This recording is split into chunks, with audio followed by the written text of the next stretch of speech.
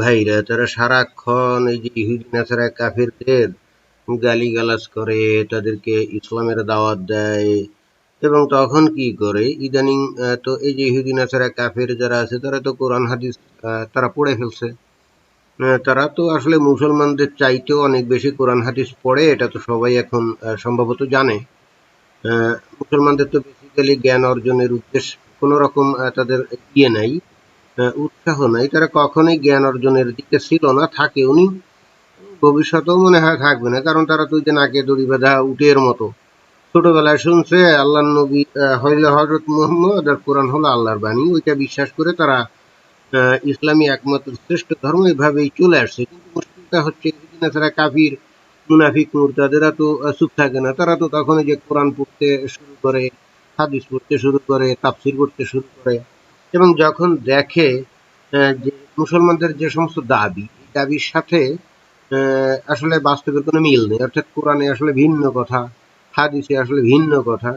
পরবর্তীতে যদিও কিছু কিছু লোকজন আছে নতুন করে কোরআনের ব্যাখ্যা শুরু করে, শব্দের অর্থ পাল্টায় এবং বিকৃতভাবে অর্থ করে নানা রকম তেনা পেঁচায়, কিন্তু বুদ্ধিমান ইহুদি নাসারা কাফিরদেরকে তো আর এই সমস্ত কথা বলে বুঝানো যায় না।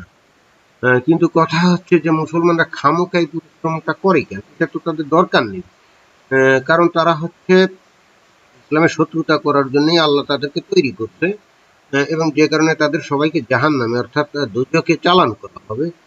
সুতরাং যাদের সৃষ্টি হয়েছে ইসলামের বিরোধিতা করার জন্য, মুসলমানদের বিরোধিতা করার জন্য, তাদের সাথে কেন মুসলমানরা খামোখা যুক্তি তর্ক করতে চায়, এবং একই সঙ্গে অনেক সময় যে তাদের সঙ্গে ইসলামের দাওয়াতও দেয়।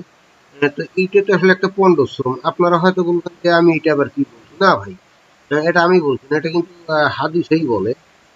যেমন ধরুন যে আমরা যদি একটু সুনান আবু দাউদের আমরা হাদিস পড়ি, যেমন সুনান আবু দাউদ ইসলামিক ফাউন্ডেশন অধ্যায় হলো 35 সুন্নাহ, হাদিস নম্বর হলো 4538। সেখানে কি বলছে? এখানে মূল বক্তব্য হচ্ছে যেমন হাসান এই আয়াত সম্পর্কে বলেন, অর্থাৎ আল্লাহ তাদের এজন্য সৃষ্টি করেছেন। এই ব্যাখ্যায় তিনি বলেন আল্লাহ তাদের পয়দা করেছেন জান্নাতের জন্য, আর ওদের সৃষ্টি করেছেন অর্থাৎ কাফিরদের সৃষ্টি করেছেন জাহান্নামের জন্য। তো আল্লাহ তাদেরকে জাহান্নামে কেন সৃষ্টি করেছে? কারণ হচ্ছে যে আল্লাহ তাদেরকে আসলে সৃষ্টি করেছে তারা যেন ইসলামের বিরোধিতা করে, এবং বিরোধিতা করার পর যাতে তারা জাহান্নামে যায়, এইভাবেই আল্লাহ সৃষ্টি করে রাখছে একেবারে তারা জন্মের আগেও। তাহলে এদেরকে আপনি যত ইসলামের কথা বলেন, এটা তো কখনো সেটা গ্রহণ করবে না, বরং এরা সবসময় কি করবে? ইসলামের বিরোধিতা করবে, তাই না?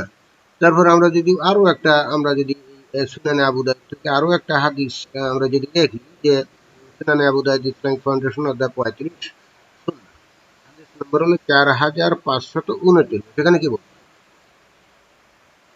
খালিদ হামজা বলেন, আমি হাসানকে জিজ্ঞেস করি এই আয়াতের অর্থ কি? যেখানে বলা হয়েছে শয়তান তোমাদের কাউকে গুমরাহ করতে পারে না, তবে যে জাহান্নামে, তার কথা স্বতন্ত্র।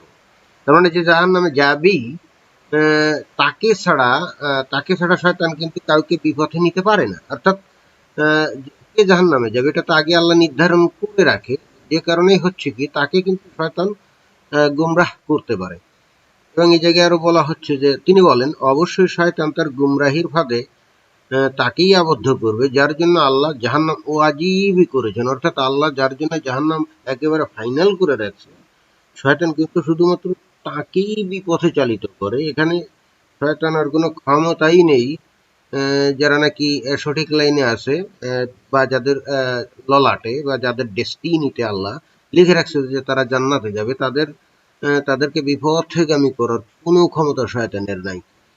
অর্থাৎ অন্য কথায় এখানে যারা নাকি জাহান্নামে যাবে বা জান্নাতে যাবে, এটা তো আল্লাহ আগে থাকতেই নির্ধারণ করে রাখছে, এবং বলা বাহুল্য আল্লাহকে পরিষ্কারভাবে বলেও দিয়েছেন নবীর মাধ্যমে যে যারা নাকি কাফের তাদেরকে সৃষ্টি করাই হয়েছে জাহান্নামের জন্য।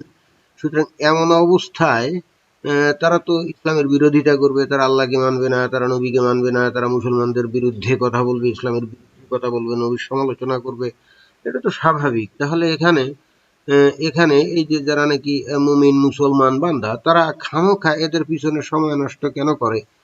এটা কিন্তু আমি বুঝি না। আমার মনে হয় যে মুমিন মুসলমানদের উচিত এদের পিছ ছেড়ে নামাজ রোজায় মন দেওয়া, ইসলাম আরো ভালো করে ইয়ে করা, আরো দৃঢ়ভাবে ধরে রাখা। তাহলেই সম্ভবত দুনিয়ায় শান্তি আসতে পারে। আপনারা কি বলেন? ধন্যবাদ।